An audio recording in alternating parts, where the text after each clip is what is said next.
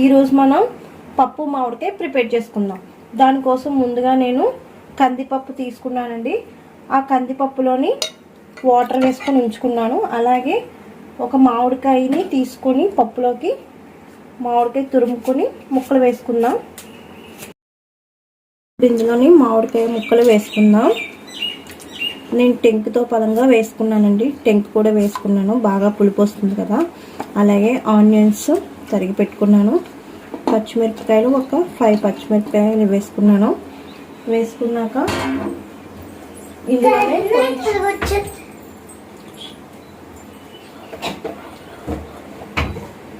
ఇందులోనే కొంచెం ఆయిల్ వేద్దామండి. పప్పు బాగా ఉడుకుతుంది.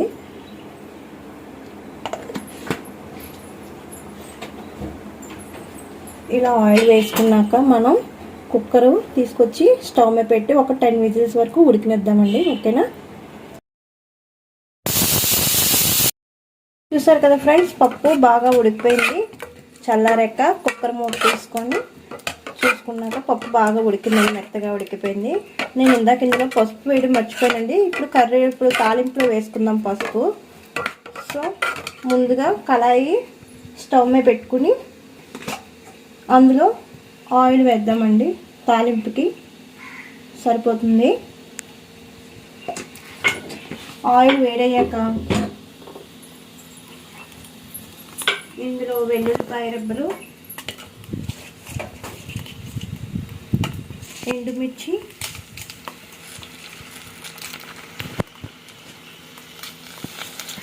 అలాగే పోపు దినుసులు వేస్తున్నానండి.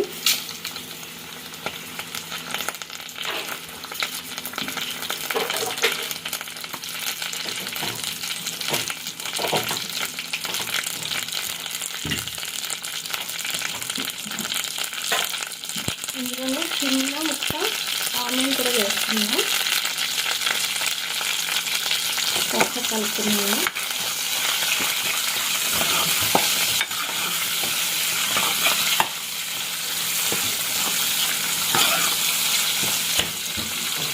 ఇలా ఉంటుంది కదా, మనం పసుపు యాడ్ చేసుకుందాం. ఇందాక వేయలేదు కదండి పసుపు, ఇప్పుడు యాడ్ చేసేద్దాం. సరిపోతుంది. ఒకసారి కలుపుకున్నాము.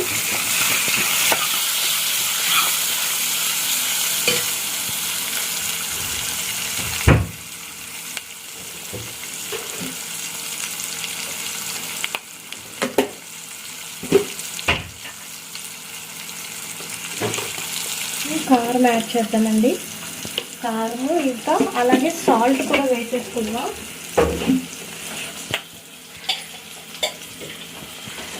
సాల్ట్ కూడా యాడ్ చేశానండి నేను. ఒకసారి కలుపుకుందాం. కలుపుకున్నాక ఈ తాలింపులో ఇప్పుడు తాలింపు వేగింది కదండి, ఇప్పుడు ఇందులోనే కరివేపాకు వేస్తున్నాను నేను.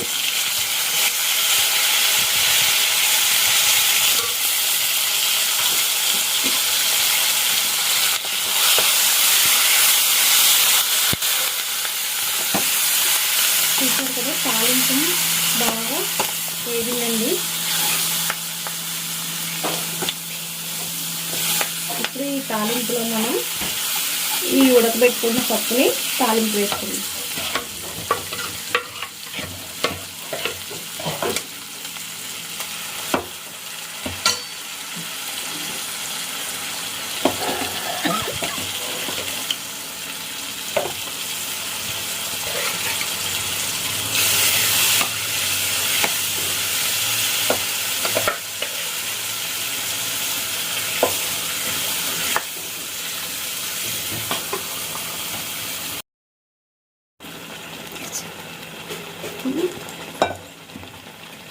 ఇప్పుడు ఈ పప్పులో కొంచెం కుక్కర్లో వాటర్ వేసుకొని ఇందులో వేస్తున్నాను నేను. మాకు ఇంట్లో కొంచెం పప్పు అనగానే కొంచెం పలచగానే ఉండాలండి. పప్పు పలచగా ఉంటేనే తింటారు, ఇష్టంగా తింటారు. మరీ ముద్దగా ఉంటే తినరండి. సో నేను అందుకే కొంచెం వాటర్ ఎక్కువ వేసుకొని కొంచెం పలచగానే దించుకుంటాను నేను. పప్పు అనగానే మరీ ముద్దగా తినరండి పిల్లలైనా సరే. అందుకోసమని నేను పల్చగా కొంచెం ఇంకా వాటర్ వేస్తున్నాను. సరిపోతుందండి. ఇలా ఉంటుందిగా. దీన్ని కొంచెం మగ్గాక మనం దించేసుకోవచ్చు అన్నమాట. అంతే, చూసారు కదా ఎంతో ఈజీ అయిన మామిడికాయ పప్పు రెడీ అయిపోయిందండి.